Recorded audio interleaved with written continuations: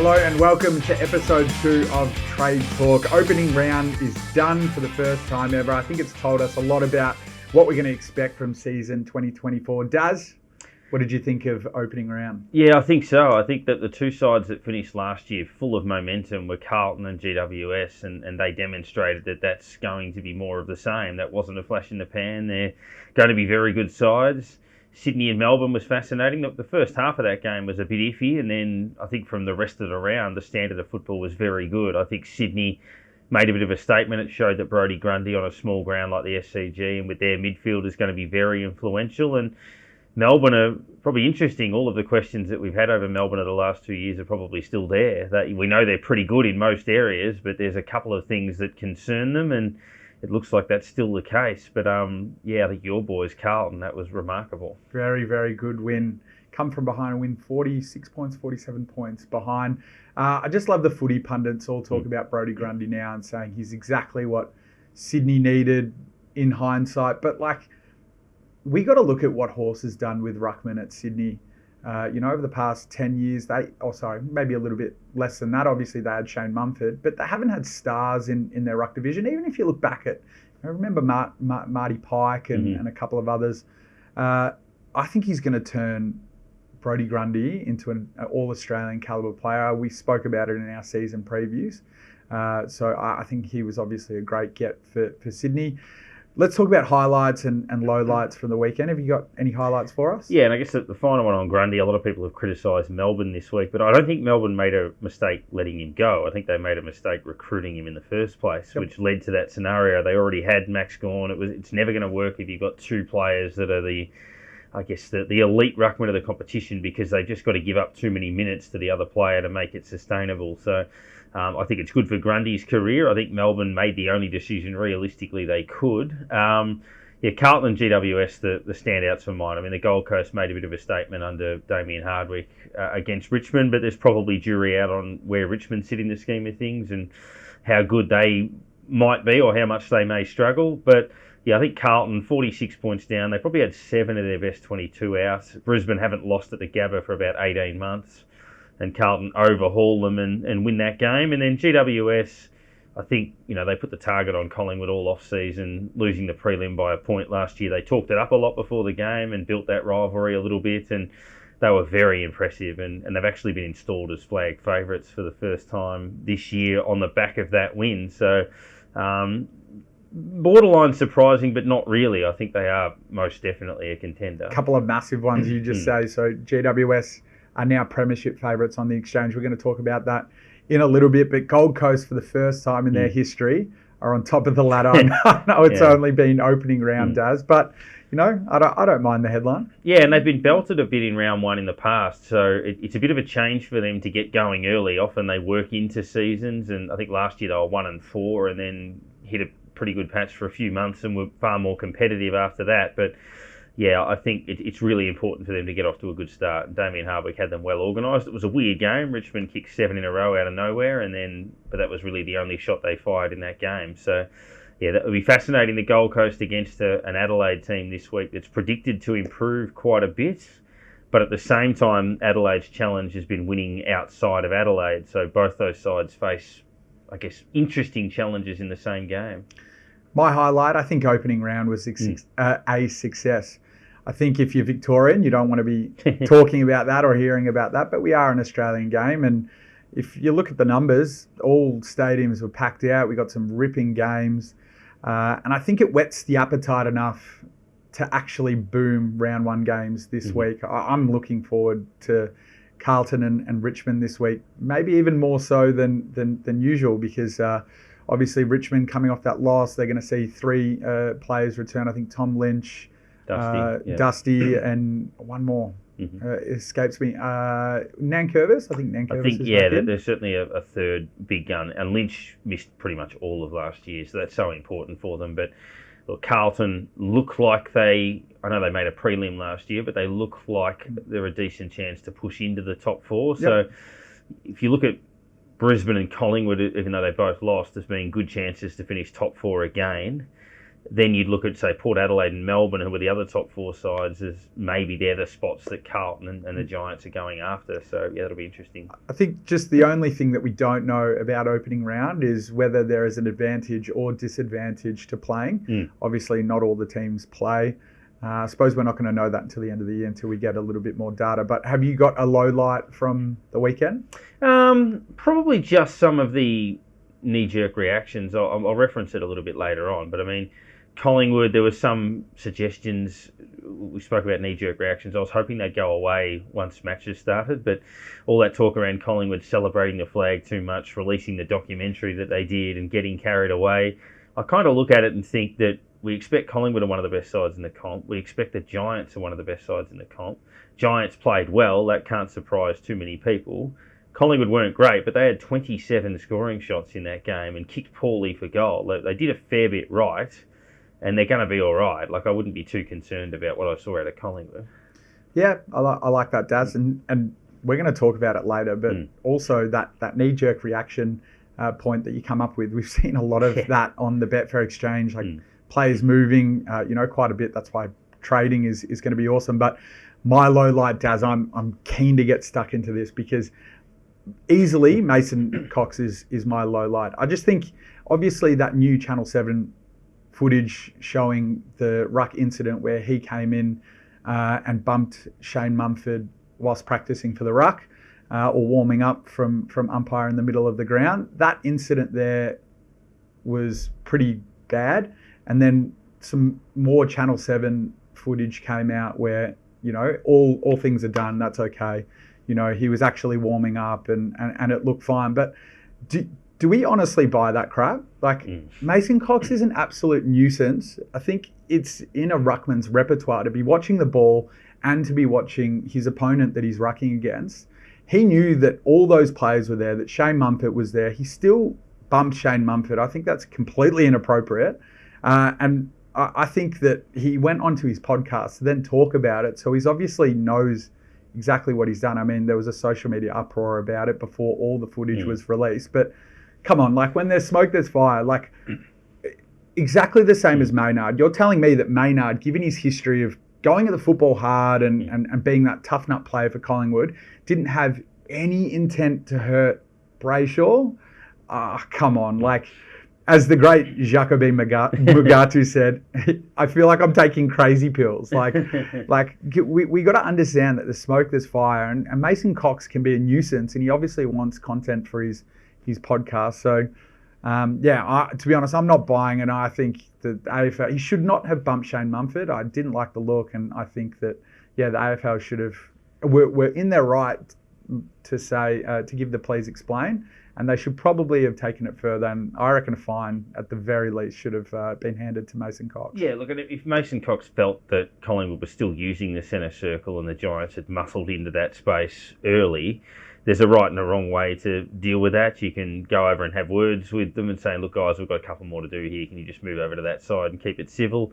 I know Mason obviously comes from that American background, American sport. He's very big on the, quite outspoken. Not the trash talking. He doesn't do that so much, but a little bit. But, I mean, there was a bit of that in the Giants. But it's more the colourful sort of stuff where he'll voice an opinion on matters that other players wouldn't normally voice opinions on. And some of that is good, like you've got that access type thing. But some of it is not. And, I get the feel. And for me with Mason, I think he's been a success story given his background. However, it probably sounds bad to say it, but I'm not sure he's a good enough player to be doing some of those things. I think he had 6 possessions from 83% game time and had no real influence on the contest. And I think if you're going to walk the walk, that's fine, but you probably want to be a bit better than what he does, I would, for my view. Absolutely, and I hope that teams are really taking advantage of this, because I think you can actually leverage the fact that Mason Cox is outspoken but can't ever back it up on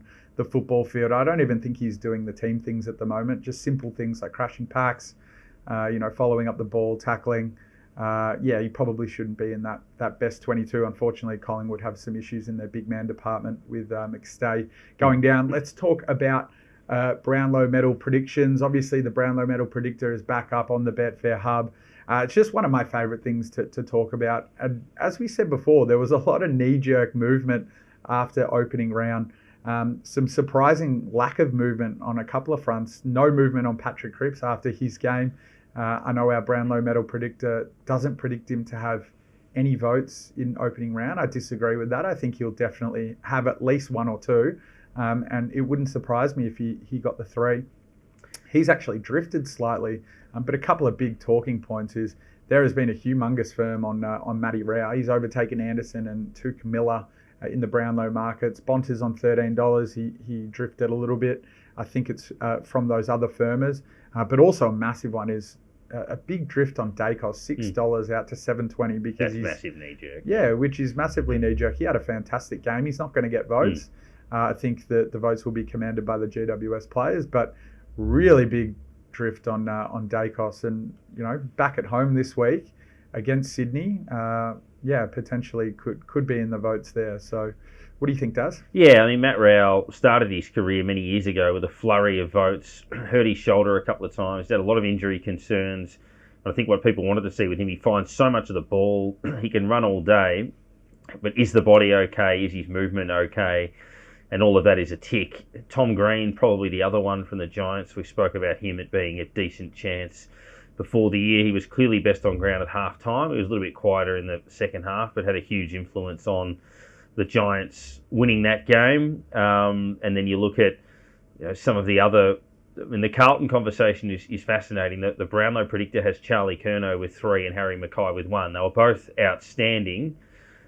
The question obviously remains on all of that is big men getting votes versus midfielders. So if Adam Cerra and Patrick Cripps both play well, and Harry Mackay and Charlie Curnow both play well, every bit of historical profiling says that Cripps and Cerra are going to get the votes. So that's the interesting one on those guys. And, to get 3 votes in a game from a big man, you're thinking 5+ goals. Yeah. Or they take 14 marks, like Jeremy Cameron often roams around, and if he kicks 6, he'll get 25 touches as well. And Curnow was just simply incredible in that third quarter, brought Carlton back into it, kicking a few on the trot. But he kicked 3 of his 4 goals in that third quarter. Mackay was a little bit more consistent across the 4 quarters and obviously kicked the winning goal. I think he was absolutely fantastic, but I've seen him impact games a little bit more, but across the 4 quarters, Patrick Cripps easily kicked a captain's goal as well, which bodes well for him from the umpires as well. Mackay kicked the first of the game. He kicked the last of the game, obviously. Kicked another crucial one in the third quarter that put them back in front. And we all noticed that. You wonder whether umpires, when they're summing that up at the end of the game, notice those, well, Harry was big in clutch moment A, B, C, or if they sum it up across the course of the game.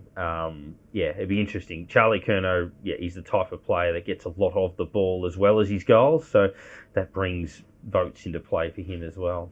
Daz, let's talk about Matt Rao just quickly. Massive firm in the Brownlow medal. He's currently, as I'm looking at the Brownlow medal market now, the 4th favourite. He wouldn't have been in the top 50 before last week, but 20 clearances is an incredible feat in a game. What do you make of his Brownlow chances? Is it something that he can sustain throughout the whole season? Well, last month of last season, he was very good. Final game against North, he had 33 possessions and 22 contested. He had 12 clearances in that game. And then he comes out this year, gets 33 again, 26 contested and 20 clearances, as mentioned. And it's that coalface stuff that obviously they like. His biggest danger is his teammate, Noah Anderson, even Tuke Miller to a degree, but Noah Anderson certainly a vote getter too. So, I'm not sure he should have firmed that much, but the signs are positive that he's certainly going to have a very good year. Dimmer would be a massive influence on Matty Rao, and he kind of reminds me a little bit about Dion Prestia. Obviously, he was talented at the Gold Coast, but brought it to a different level when he went to Richmond, and he arguably, and said by a lot of Richmond's group, he was arguably their best player.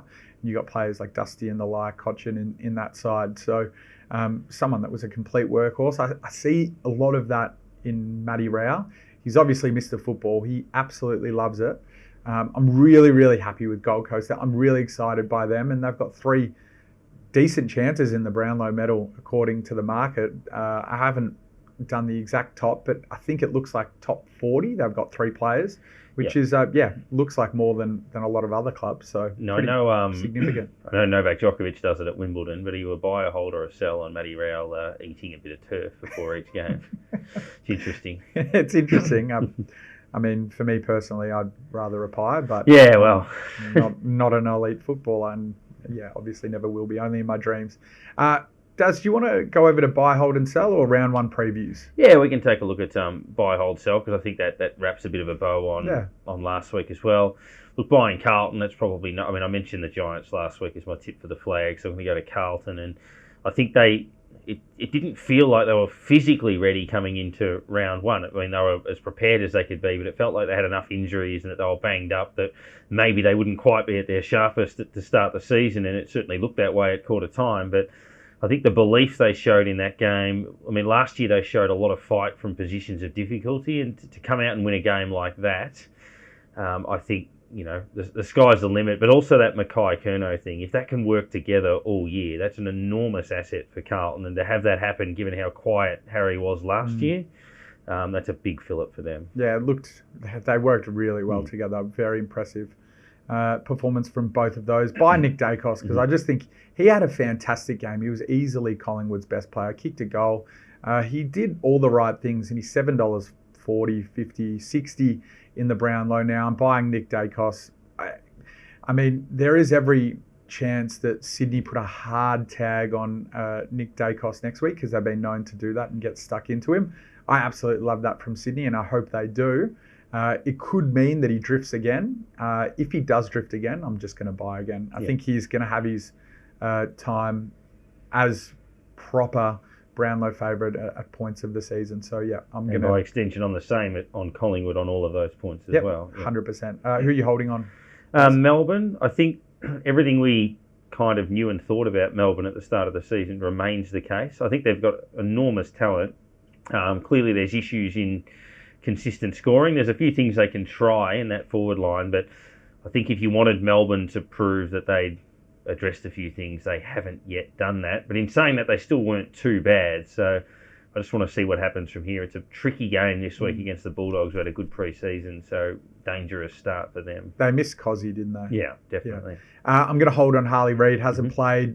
For some reason has firmed after opening round. So has Riley Sanders, who didn't play either. Yeah, really, really, really interesting stuff. I'm just holding on him. I've already laid Harley Reid for the rising star. There's no point doing anything knee-jerk. Let's see what happens this week in the West Coast game. Obviously, Harley Reid will probably play his first game, very likely. So, let's see what happens there. Who are you selling this week, Daz? Well, I was selling the knee-jerk reactions, which I mentioned earlier, and just expanding a little bit on that. I think they're still getting into Clarko in press conferences about things that happened a couple of weeks ago. And, I mean, North haven't played yet, so obviously those talking points are going to kick around. But, it annoys me. I mean, the amount of matches in round 1 where good sides played other good sides and lost, someone has to. I think it's been a little bit over the top. So yeah, I agree. I don't know why we're still talking about North Melbourne. Like, it's North Melbourne. What are our expectations? Yeah, that's right. Year? And I mean, he's been fined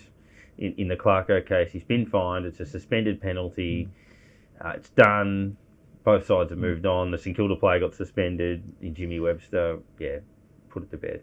Essendon take on Hawthorn this week, and I'm selling Hawthorn because it will be an absolute disaster if the Dons lose round 1, I think. Too many injuries.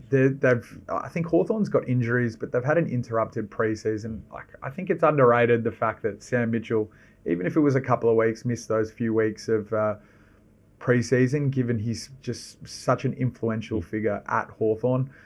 Dons, obviously, they've got Brad Scott after his first year. They've got some new talent in. I think they addressed the key back discussion. Obviously, they lose Jordan Ridley, but I think, they've got backup there in Laverde, Redman, that can play that role. And then obviously Ben Mackay takes the number 1 forward of the opposition. I think Hawthorn are in a little bit of trouble given their interrupted pre-season. Obviously Mitchell and some injuries. They'll have their moments throughout the year, but I expect them to lose on Saturday, and I think they're way too short in the market currently. So yeah, if Hawthorn win, you'll know who my sell is next week. Yeah. That's for sure. Yeah, no excuses for the other Bombers. I mean, Parrish is out, but apart from that, they're in reasonable shape. So. All right, Daz, let's do a bit of a preview of some key games across the weekend. It's officially round one. I'm just having a look now. We're not going to talk about the game too much, but Carlton versus Richmond already has $40,000 matched in that market, that Betfair exchange market. But we're going to kick off with the Pies and the Swans. Thoughts, Sydney, very good last week. Pies didn't do a heck of a lot wrong. They missed quite a few shots at goal. Midfield got beaten up a bit early. Worked their way into it in that space, but the Giants were a bit too slick. Keen to see how they respond back at the MCG, and really keen to see how the Swans travel and back that up. There's a lot of people working out with Sydney. Are they a finals team, or are they potentially a top 4 team? We don't 100% know yet. And are the Pies as hungry as they were and all of that? I think this game will answer some of those questions. Yeah, I agree. I'm really looking forward to this one. Pies obviously coming off a loss to the Giants, as you say, and Sydney coming off a strong win against Melbourne. I think there's a lot of development still to come in Sydney in the way they play and their best 22. And their forward line, they obviously had Amadi, who did nothing, was subbed off. Logan McDonald was very quiet. And Hayden McLean had his moments. He kicked a couple of goals, but I think he was relatively quiet across the game, obviously well held by Lever and May.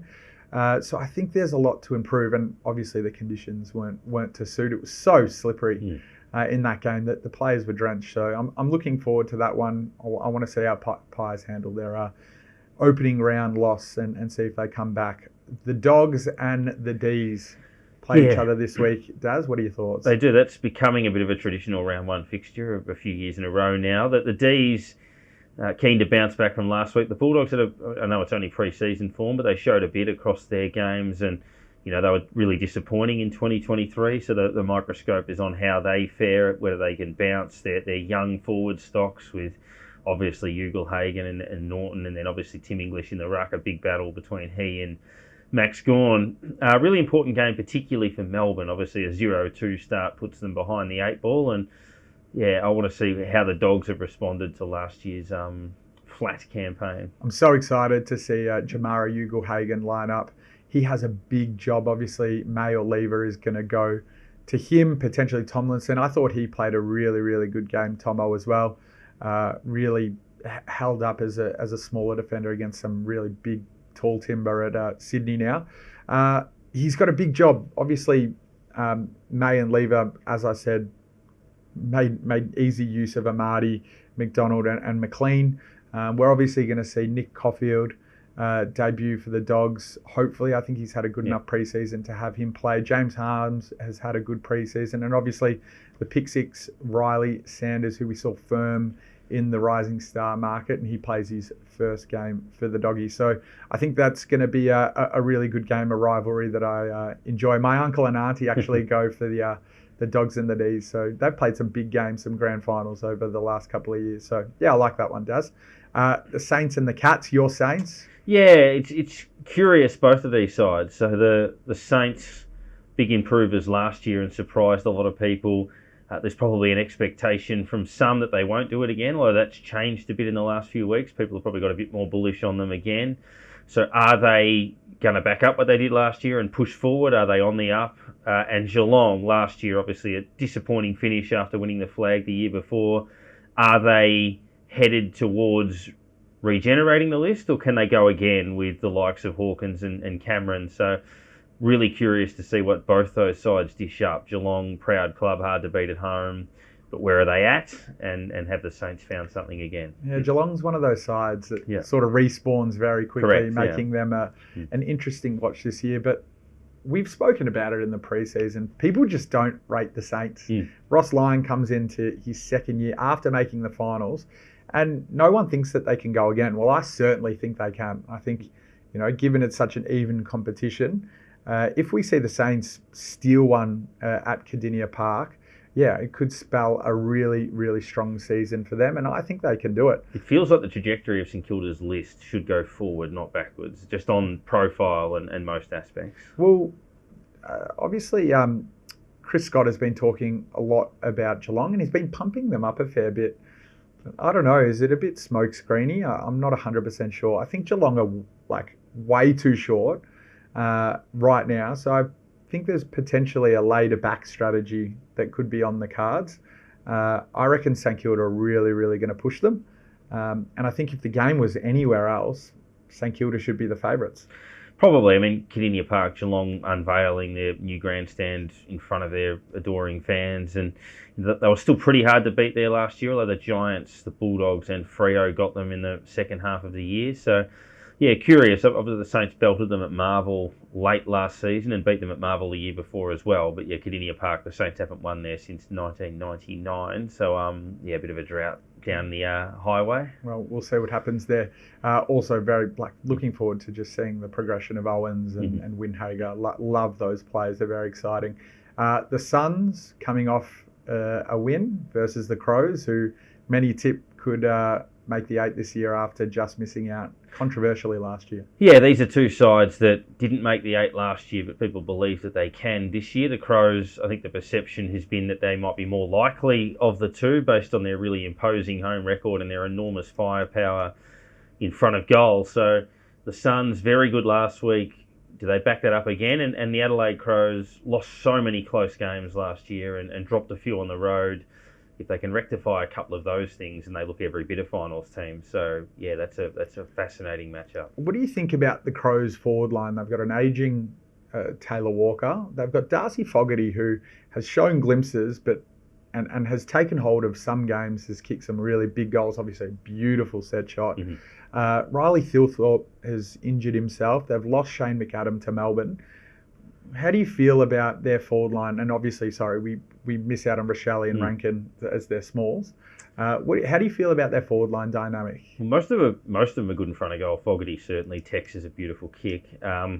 Is ageing, but came off a career best season. They'll be hoping if they can get 50 out of him, and then a couple of those others step up and fill a little bit of the void. But yeah, I think for them, it was midfield depth over the last couple of years that they wanted to build. Their forward line's pretty good. Their defence holds up all right.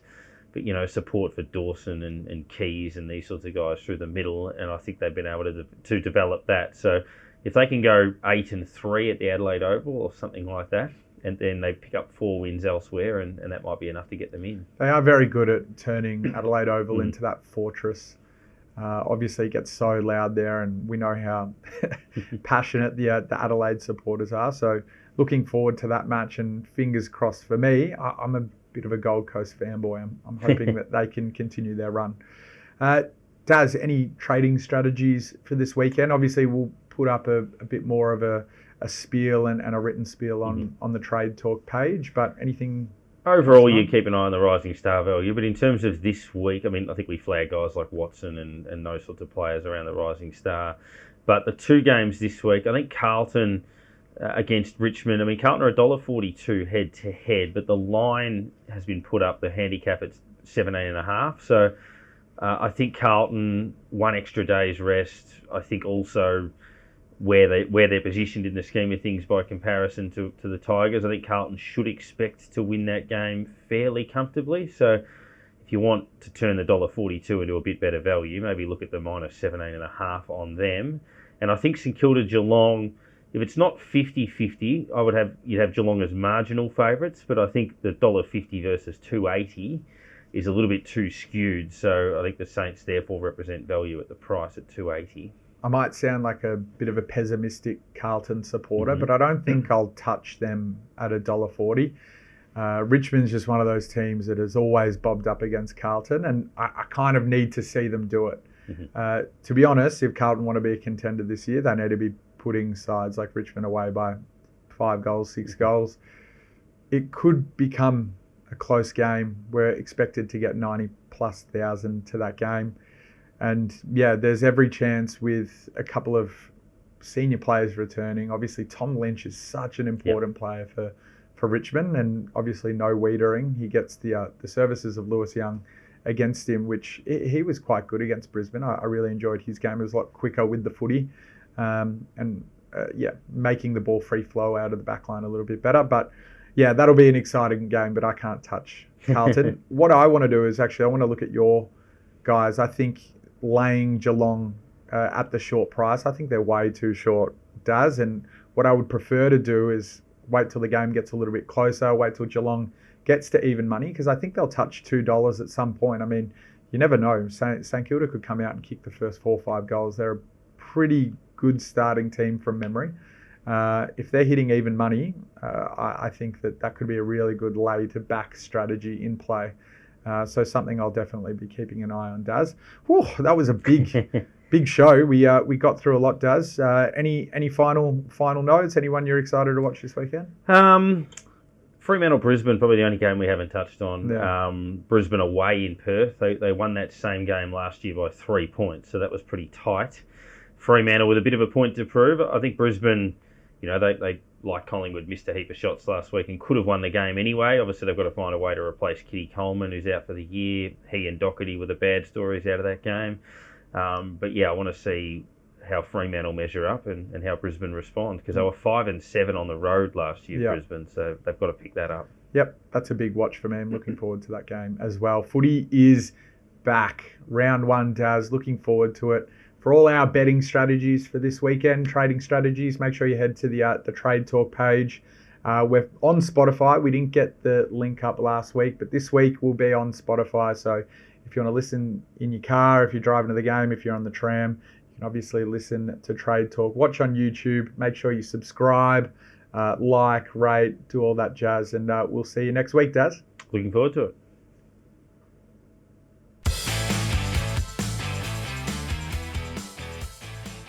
What are you really gambling with? For free and confidential support, call the number on the screen or visit the website.